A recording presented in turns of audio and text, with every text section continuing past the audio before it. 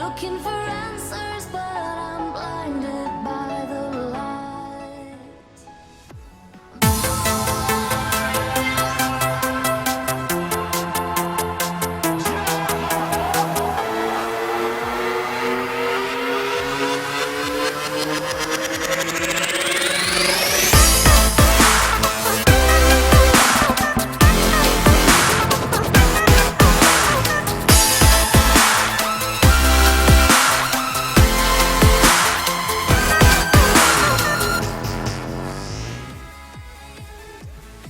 Welcome everyone back to the Collegiate Star League. My name is What's Wrong and I'm joined here by Joey.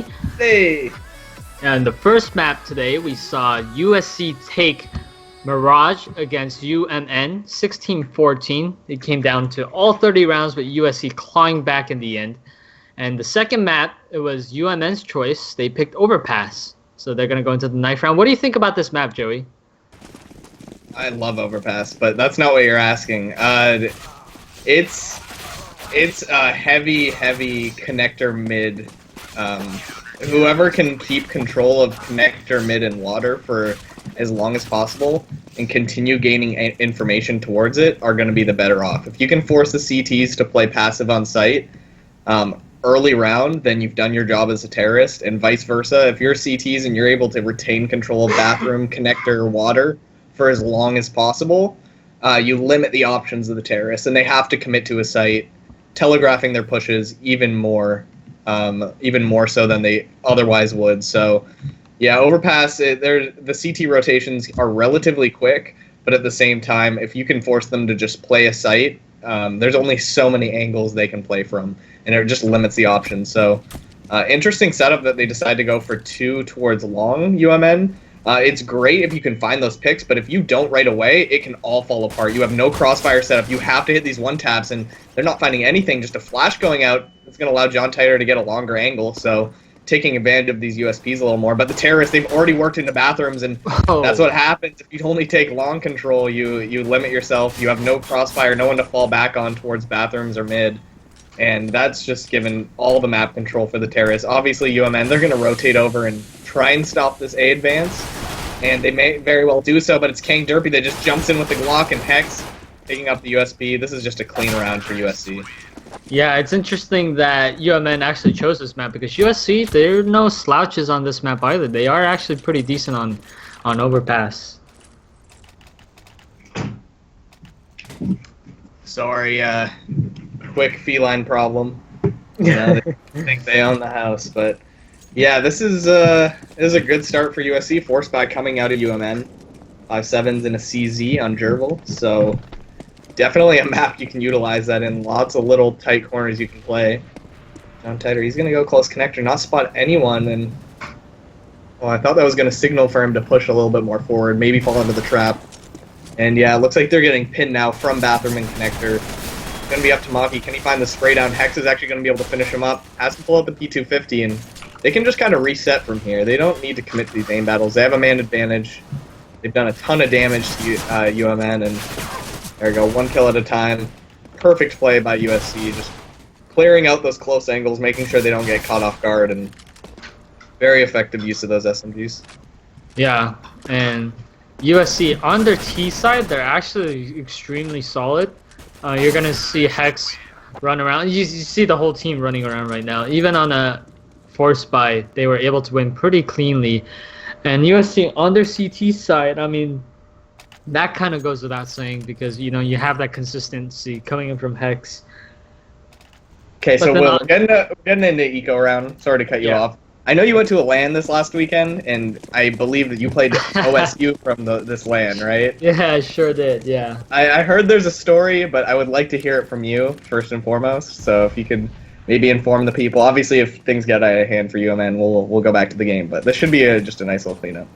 Yeah. So we went to Esports Arena featuring top 4 of the Western teams. And within that time, so we had our match at 2 and 6 p.m.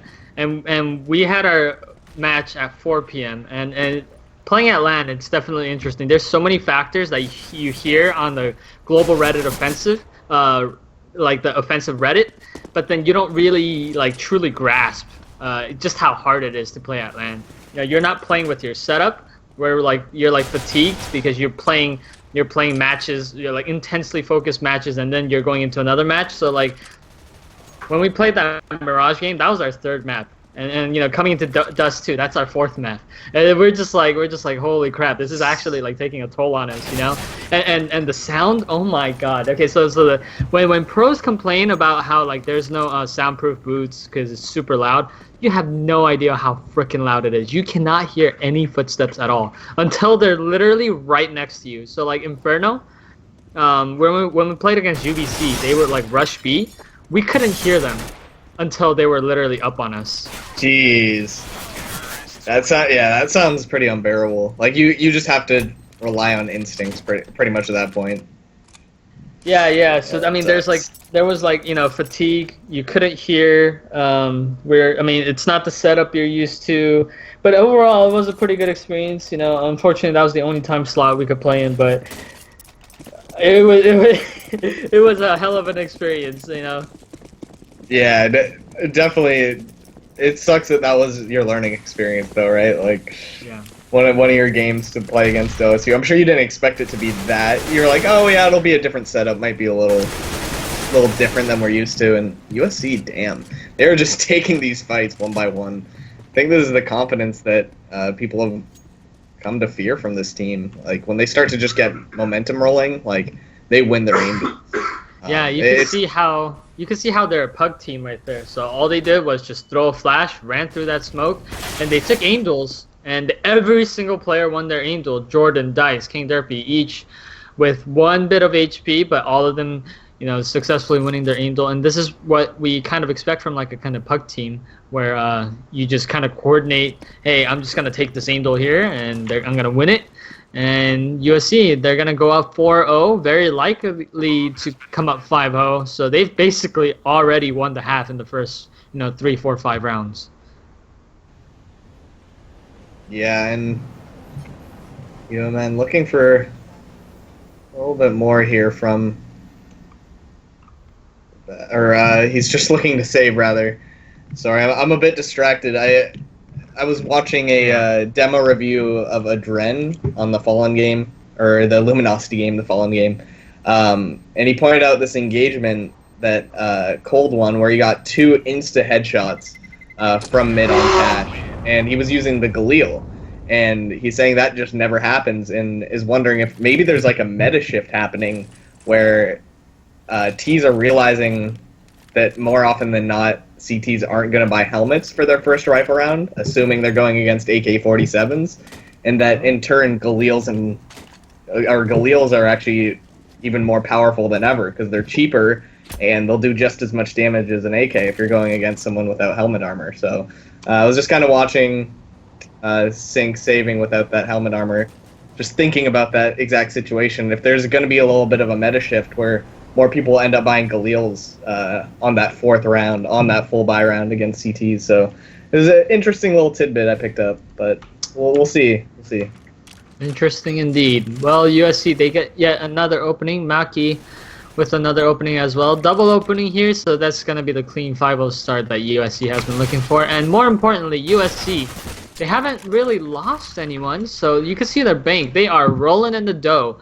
Even if they lose one person, you're going to have 3, 4 players above 10K. So USC, not only are they up 5-0, but they have the money to come by again and again, even if they lose for multiple rounds.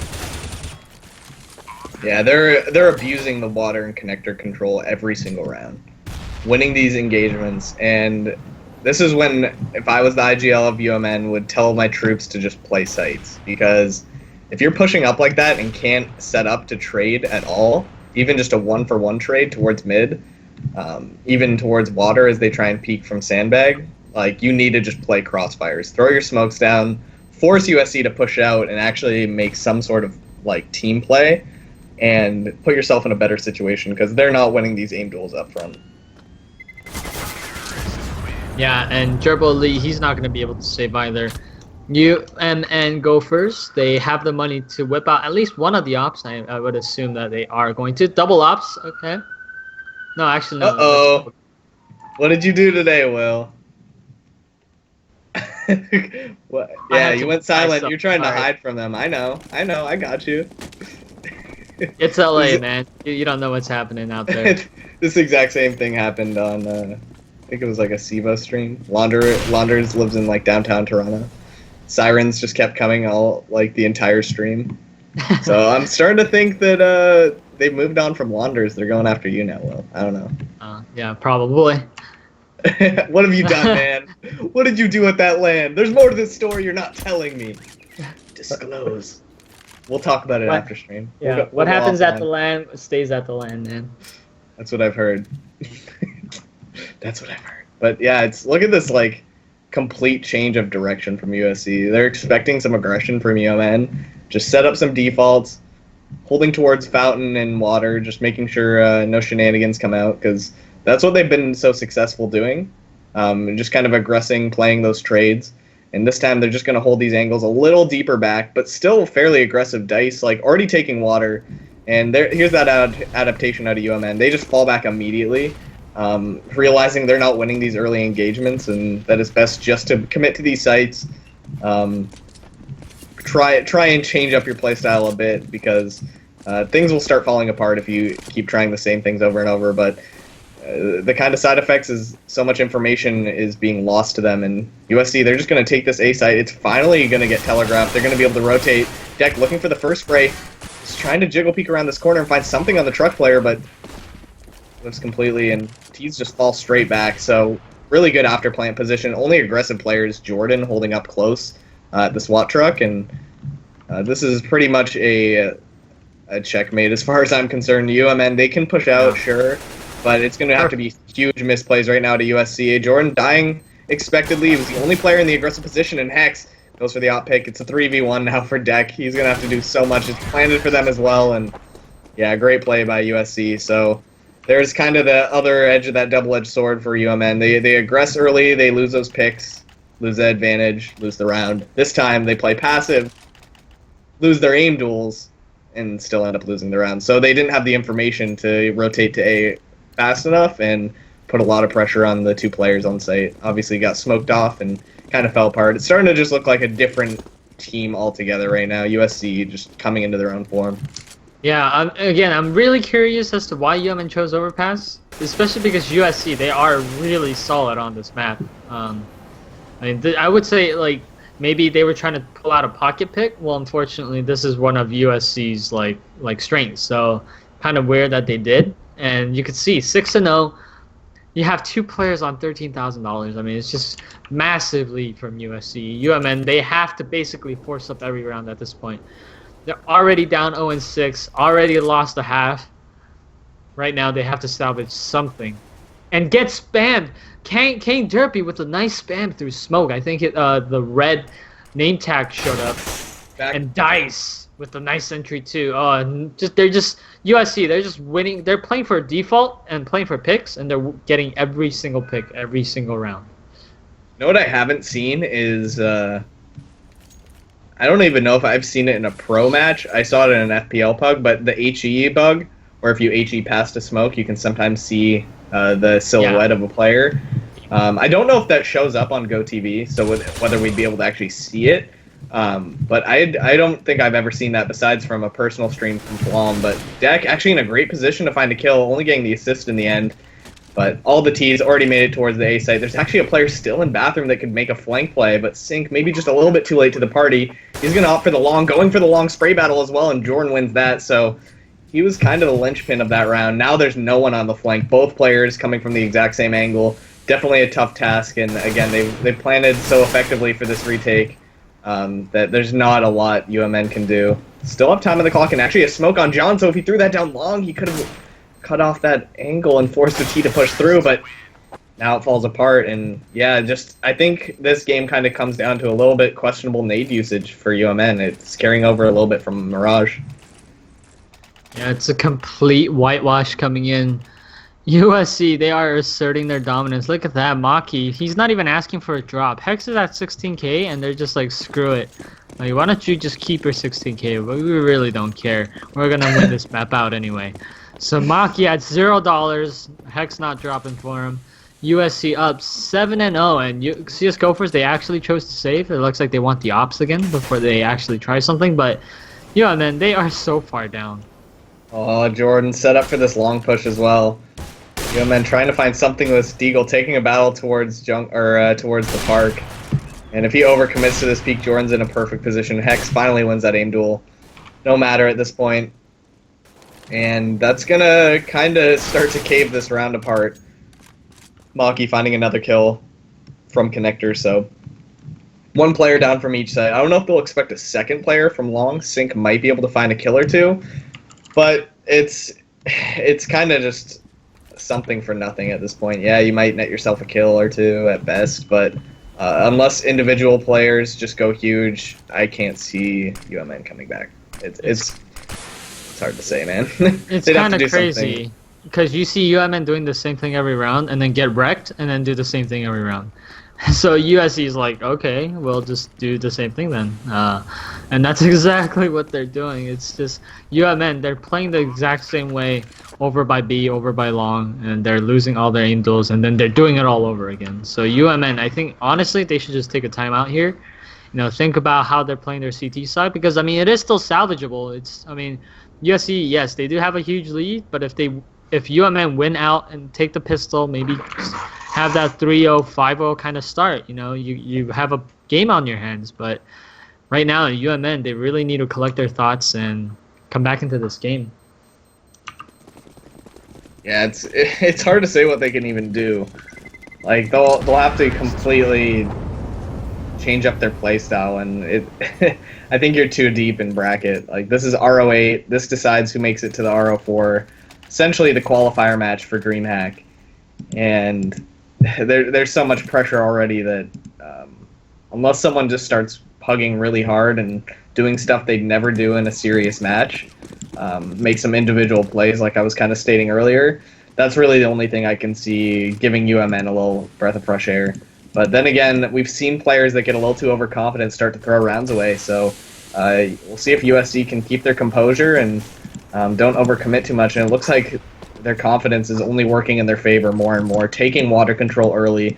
Again, this is like the key to overpass. Taking water, getting connector control, and then if you can control bathrooms as well, you've pretty much locked the CTs out of the entire map and just force them to play sites, which, again, may very well be exactly what UMN need to do right now, but at the same time, getting all this information for the Ts by, in the first 45 seconds of the round is pretty much going to be the nail in the coffin as far as I'm concerned. USC just, they know everything right now. They know there's most likely 2 players B. They know there's for sure going to be 1A, and there's actually a boost coming out, so Sync maybe saving these little pocketbook strats for later in the game, but they're not even working towards it. So actually, they do go for a peek, finds 1 kill, or misses the first shot rather, and not going to find the kill there. So yeah, going towards B though, so it's definitely a little bit of a fake too.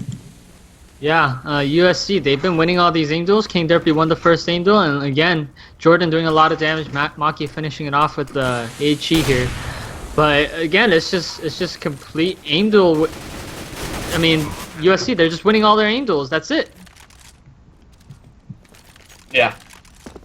Yeah, it's simple. It's kind of simple CS right now. Unfortunate we're not seeing a little bit stronger of a challenge from UMN, especially coming off that Mirage game where we went to round 30. So yeah, it's tough. It's tough. I want to have hope, and it's CSGO, so you really can't call a game. We got punished for it doing it early. Yeah, no, I'll let you do it because. Right, yeah, USC's gonna win. You're up 9-0 on overpass T side. It looks like UMN again. They don't have Gerbo Elite. He's been literally playing that same spot the entire game. Over by Monster, where he hides in that right side of that corner, and he's been getting picked off literally every single game or every single round, and he's been going there again. And then you have I think Blubber Nugget playing by the catwalk in B, and it's just like literally they're playing the same spots. They get wrecked. They go back into the site, and then they get executed on. So it's just like. USC, they're up 9-0 for a reason, and yeah, I'll call the game right now. I'll say I don't know, 16, 16-5, 16-8, something like All right, that. screw it, 16-0. I'm calling. No, I'm kidding. Okay, all right. Yeah, chill. Calm down. There we go. Oh, never mind. I had a little hope for UMN, but actually Blubber Nugget will be able to even it out. So this is the first time in a while we've seen a 4v4, but he actually wins another aim battle versus Jordan, so Blubber actually going huge right now. He's going to fall back with a little team support. And there's that kind of aggression we needed to see from UMN. They weren't so effective in the first 5 rounds of the game, and I think they got scared right away. And for the next 4 rounds, they were just playing sites, getting mowed down, losing aim battles. And this time, Blubber Nugget making an individual play, and that's what I was kind of calling for. It's kind of the only hope when your team's falling apart. You need one person to do some individual magic and make something happen. And well, now it's going to be up to the whole deck. He's watching towards short, and actually it's King Durfee who's going to find the first entry. He's looking for more. Deck is going to have to fall back towards CT Pit. Setting up, watching for the cross. He finds the kill through the wood. He's looking for another. He's set up for it, but Dice is actually going to win that aim battle. And he's able to go for the plant now. He's from behind the site, and Dice behind pillar. So they have a nice little after plant setup. Kang actually a little exposed to heaven. But he doesn't have to worry about it too much. He finds that first flick. John Titer. Oh my god. Only 54 HP. He's looking for this 1v2. Can't find the flick. Oh my god. And when everything is in your favor, UMN, it still just falls apart. UMN had a double entry, so it was a 3v5 for UMN, and they still lose the round. I think that round pretty much says it all. You know, if you get a double entry and you still lose on your CT side of Overpass, not much else to say. I mean, USC, they are, I mean, at this point, it's, you know, a lot of confidence coming in. Look at the money on USC's side, too. Hey, keep in mind, though, Gerbil has a Deeg. Okay? Just putting that out there.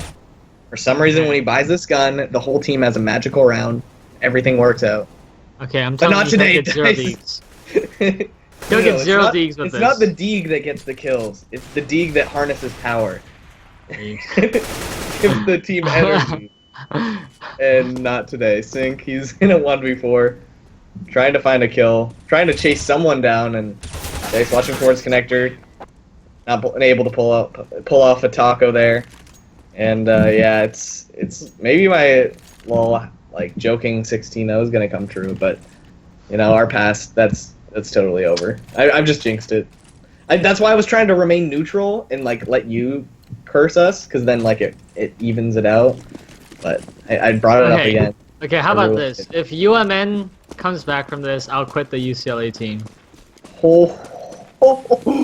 Oh shit, chat. Before that time, hot shot. Everyone's like, go UMN, go UMN. This will be the most. This will like be front page of Reddit if UMN win this. By the way, I think you might have incentivized them. Yeah. Someone's gonna tactical pause and watch the stream and hear you.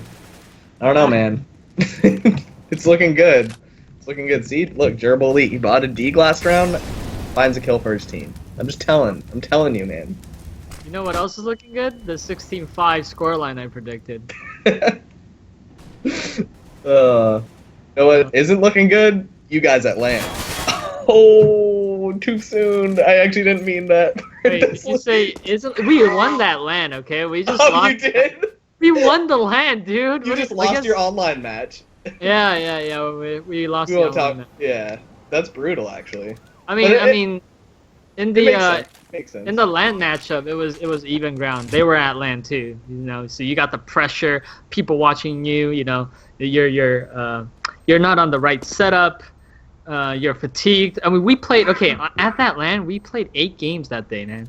8 games of intense Counter-Strike. It's just, yeah, it's pretty much 8 hours of CS that we played. We were so tired. I mean, and by the time we hit OSU, after the first match, like legit, we were like, you know how like when you play, sometimes like your back starts hurting. Like if you play for a long time, I don't know if that's just you.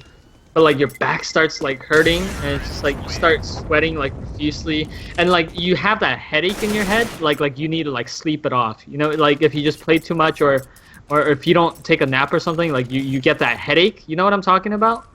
Withdrawal symptoms. I knew don't it. know, like, I'm just and kidding. we get those headaches. At least I get those No, headaches, I especially feel that, man. Yeah, Especially we if were. you play all day, like you get dehydrated, you get hungry, like fatigued, like it can be physical, mental. Yeah, It yeah. all drains you. I actually totally get it. Who was actually your toughest team at the LAN? Who was the toughest team you played, Will? Probably SGSU still. SGSU and USC. I mean, like OSU. I think given just like normal settings, I think we do fine. Obviously they play well, so hats off to them. But I still feel like USC and SGSU were our hardest opponents. Do they? Is this LAN like a monthly type thing, or No, UMN? no. Nice. It was actually just yeah, I know. UMN. Nice. Congratulations. Looks like they're gonna get the first round. But no, it was just like it's not once a month type of thing. It was just like a big event. There was a 16 team qualifier from the West, and top 4 out of the 16 made it to LAN, and that was UBC, UCLA, SJSU, and UC Santa Cruz. All very solid teams. Was UBC flown out, or did they pay them for themselves? Yeah, they flew out, but I believe they paid for the UBC paid for the plane tickets, and then the organizers paid for the hotels. Okay, that's pretty sweet. Who ran the event? The LAN? It was Tespa. Yeah, I believe it was Tespa at Esports Arena. So I think Tespa. So like a knockoff CSL. Got it. I mean, it's a good LAN experience, you know. No, I know. It was all very nice, and I believe there's one for the East Coast, and I know East Coast has been asking for one. So. Yeah, well, anyways, man, actually getting aggressive again, and John Titor is going to get the first pick for his team, but he's completely surrounded. He's not going to last much longer. Gets dropped by Dice. And Sync, he's going to have to go huge. Finds the first counter strafe, can't find another kill, and Kang Derpy's going to even it out. So, on not so good economy and ump on durable, at the very least, it is an armor-piercing weapon, so not the worst weapon to have, but a 3-on-3 usually means you're probably going to put yourself into a retake situation, and ump does not have as long a range, especially when you're going against the op on Hex, so it's a lot to ask for, but we've seen UMN in worse situations, that's for sure, but Deck, I don't know what he's going for there. Trying to be Stewie inside the smoke? Not sure. You know, sometimes people go for the super risky YOLO plays when things aren't going well for the team, but they were actually set up in a good spot. They had the 3-on-3. Gerbil Elite's going to have to get the 3K for the round. 1v3 retake. He's pushing out through long, trying to see if he can spot Kang Derpy, but Hex from behind sight. He's going to win that aim duel, and USC looks like they're just going to win this half pretty convincingly, even if it is 13-2. I don't know. They're going to have as good of a T side, and USC are going to have as shitty of a CT side, in my opinion. I don't know. This isn't convincing enough for me. There was a chance for the 15-0, but USC obviously didn't grab it. It's a terrible half for USC here. Looks like they're going to go into the second half down mentally, and yeah, man, I could sense the comeback. I'm telling you, man. I think you might have to quit this team by the end. I won't bring it up until they win, but I don't know. Mistakes like this out of USC could be costly. If they give up 2 rounds, that's like twice as many rounds as they should have given up, in my opinion. Yeah, I already have people in the chat telling me, hey, that's going to actually make the UCLA team better. I was just like, oh, well, okay, all right, that's true. You know what? That's true. That's true. Stay humble. Stay humble.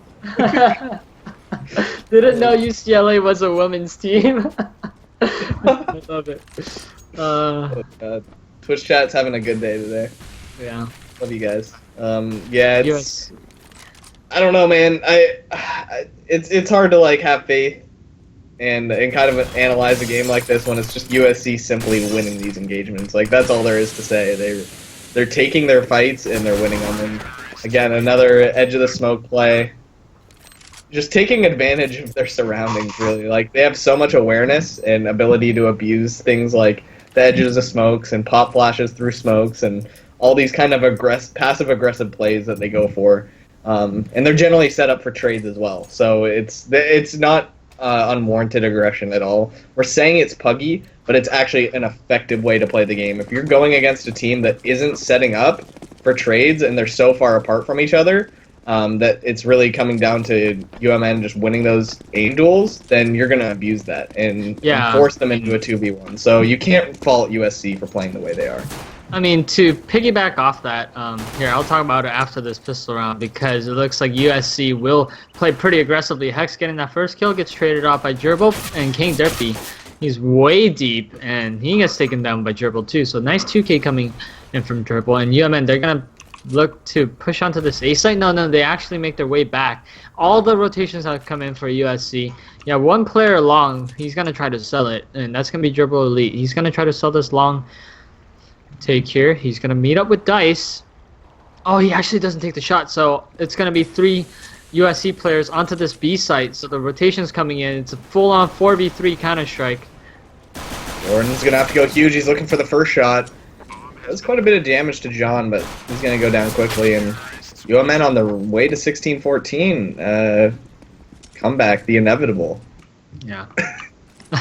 Well, anyways, yeah, just to piggyback off of what you said, I mean, when we call a team puggy, like, that doesn't mean it's a bad thing. Like, a lot of teams, like, take that as, like an offensive, like, statement. No, it just means that it's just a style of play. Like, Fnatic is a pug team. MVS, the old MVS is a pug team. I guess the new MVS would be a pug team too. I mean, it just means they're more faster played. They're more based on aim and trades. And it's not like they don't know how to play like execute-based Counter-Strike. It's just their style is just more taking on aim duels and playing for trades and stuff like that. Right, and to continue off of what you're saying, like, it also doesn't mean you don't have strategies. Just because you're a pug team, you could have all your strategies revolve around pug strats, and when things don't work, you might reset to your defaults, and that's your, if your kind of oh shit strat is like, all right, let's play slow, let's play passive, take picks, but if things are working your way, you're going to see a lot of aggressive, lots of early pop flashes, early engagements, and kind of just forcing your map control into your favor early round. And you know, even Virtus Pro are just a huge map control. Like, if they start bulldozing over you, they're called the plow for a reason. If they get that early momentum, it's hard to beat them.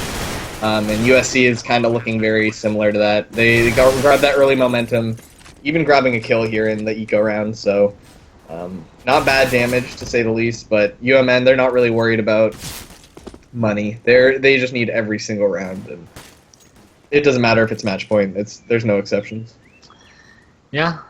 So CSGO first, they're gonna get the few rounds that they have much needed by Jordan. He's gonna take 2 kills. So CSGO first. Losing 2 rifles, not too big of a deal to be honest, because I mean, the money's not gonna matter for them. They're gonna be on match point pretty soon here, so the money not too big of a deal. USC gonna be on another bye, and I mean, if you're like SGSU or Texas, you're kind of looking at this game, and you could study both these teams. And you can see USC's tendencies. You know, you could see that, hey, USC doesn't force buy on that second round, so we could afford to do this or this. And we should really expect a lot of stratting and anti-stratting going on. The same way we kind of saw UMN's anti-strat on their pistol round for Mirage. No, it's definitely a lot that can happen, especially when teams don't have a lot of time to scrim and play, like throughout the course of a week. Like, keep in mind, a lot of these guys are still in school. Some are, you know, on that quarter system, might be right at post midterms or in the midst of studying, right? Like, there's a lot of different factors that mean, like, your team's not going to change a lot in the course of a week or a couple days. In this case, we're going to be heading to the semifinals just this Saturday, I believe. So, yeah, there's definitely teams right on the other end, seeing who they're going to have to play off this Saturday.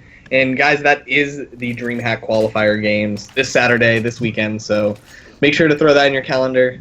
Tell your friends, tell your mom, post it on Facebook so grandma watches, and it's gonna be awesome. I'm excited for those qualifying games, but this is to decide who's gonna make it, get that 3rd seed, or rather that 3rd spot in that semifinals match. So that'll be coming up Saturday, and yeah, there's still hope though for UMN. They grabbed the first rifle or pistol round in the first 2 anti-ecos, so pretty standard CS so far. This is where the real challenge comes in, and where USC could kind of stomp out the threat right now early. Yeah, it looks like no ops for USC. Usually Hex likes to be on that op, and especially when they didn't force up on that second or third round. So, not seeing the op, kind of curious. Especially Hex on the CT side. He loves to opt towards A long, but USC, they're just going to play back on site. So, playing extremely passive, giving up connector completely. They're just going to play their sites here, and UMN really taking their time. They have full utilities for an actual execute. John Tider, he's going to find the first pick towards water. So they took bathroom control early, and now they're going to fully rotate towards B. But the CTs are ready for this. They're actually going to aggress already. They're set up for this defense, but 3-on-5 now, and look at Flubber is just going off right now. Completely decimating, but Kang Derpy, he's going to find a double kill before going down.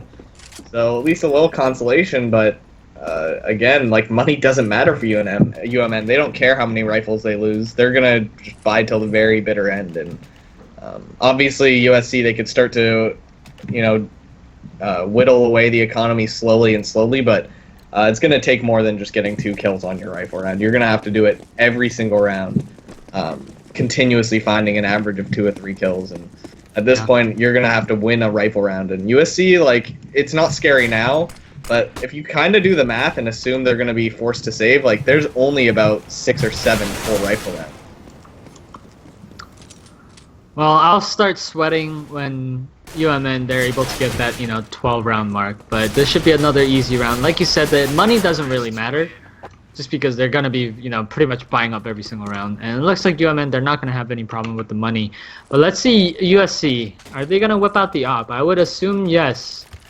Hex, again, he loves to op towards that long side, so I'm guessing we're just gonna see that one op, and let's see how many openings that they can get compared to the UMN openings. It looks like the T side openings have been strong. UMN, they're also kind of puggy. Obviously, they practice. They've shown us, they can run strats too, but they're also kind of a puggy team, so they're gonna be looking for aim duels.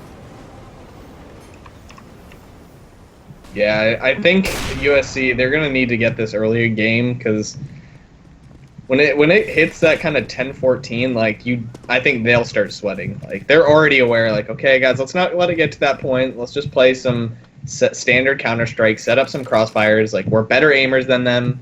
We don't need to do anything fancy. Let's just take these aim duels now. And as long as that doesn't come back to bite them and they're not too afraid in the late game to go for some more aggressive plays and take those openings that they might be given, it should be okay for them. But again, like, you can start to kind of play yourself and not go for those little early advantages you might get and not take those aim battles. So small little things could kind of come into the psychological aspect, but they should still have a lot of confidence right now. Obviously, I can't see USC completely throwing it, but then again, UMN, they've been winning every rifle round fairly convincingly. There again, another opening for John Tider, and Blubber, he's going to have to push, but he actually gets completely outplayed. Maki just swinging in Mission Impossible style through the site. But actually, look at this aim battle. Gerbil can't hit his shots, and his dice is going to get the better of him. So now UMN in such a bad position. Deck is going to have to go huge, looking for a 1v3. He only has an AWP right now, and they haven't even tapped the bomb yet. He's waiting for it, but Hex, he's going to get the spam through the smoke. And even with the 2 first early kills in the round, UMN somehow, some way, we should have known. You knew. And are you going to get this right? If you get this right 16. right now, didn't you call that 16-6? Yeah, totally. Yeah, that was exact. Yeah, uh-huh. Yep. Yep. Totally. I think you said 16-5, right? No, 16-6. No. Will's going to get it 100% right. And okay, to be fair, I said something like 16-5, 16-8, okay? So anything within that range counts. Right, of course. Sorry, the fine print, I didn't read it at the bottom. Oh yeah, right here on the contract. Yeah. Yeah. Well, UMN, they're not going to run with the op, even though they have the money to. It's just full-on AKs. And it looks like they already have connector control, and this is very typical of USC on Overpass. They really don't like to play aggressive towards that bathroom or connector area. They just completely give it up and play back on site.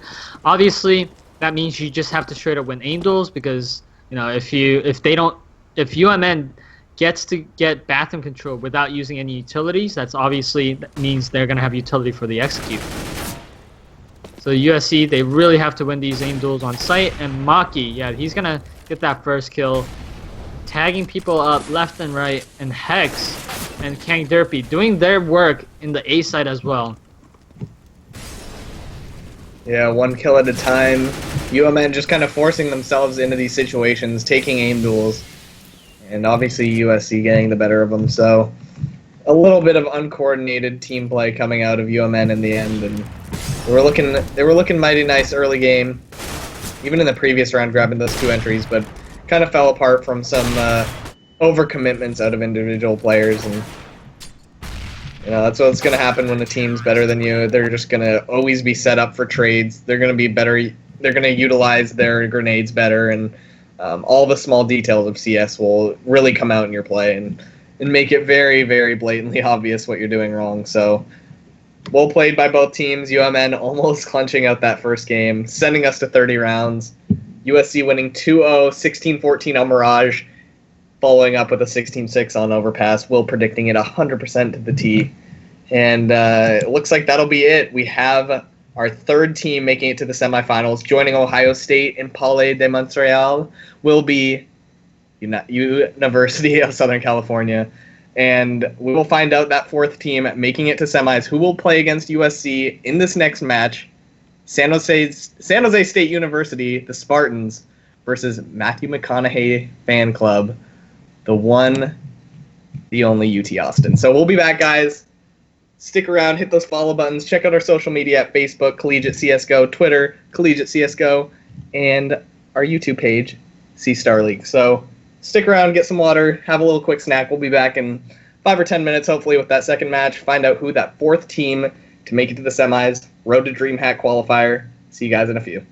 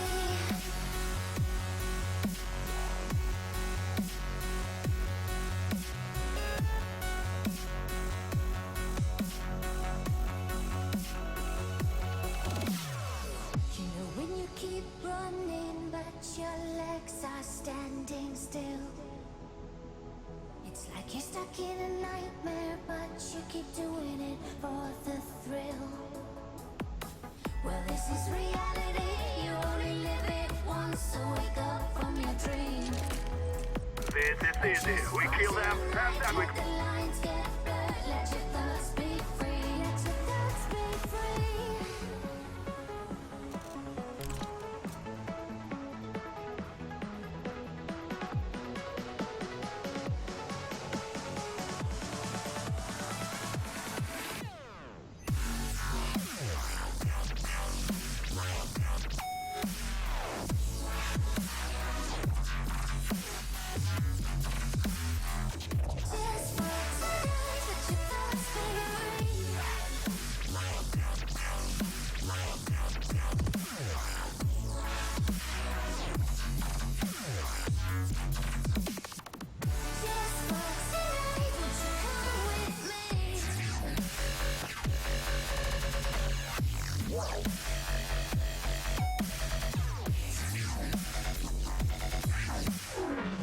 Just sparks tonight, let the lights get blurred.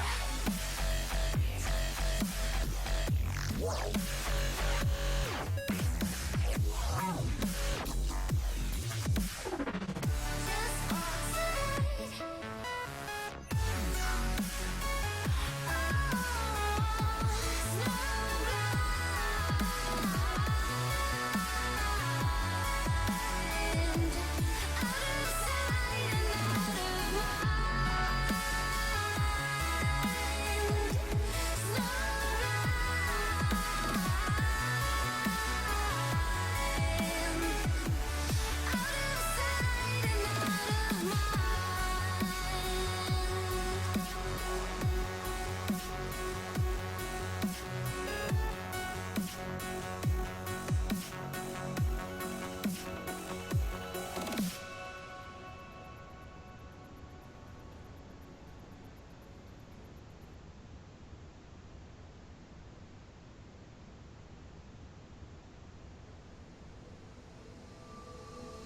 I go to sleep, open my eyes, I'm looking down. Whenever you're calling, baby, you know I turn around. I see your face, not one sound. Whatever is calling, baby, you know I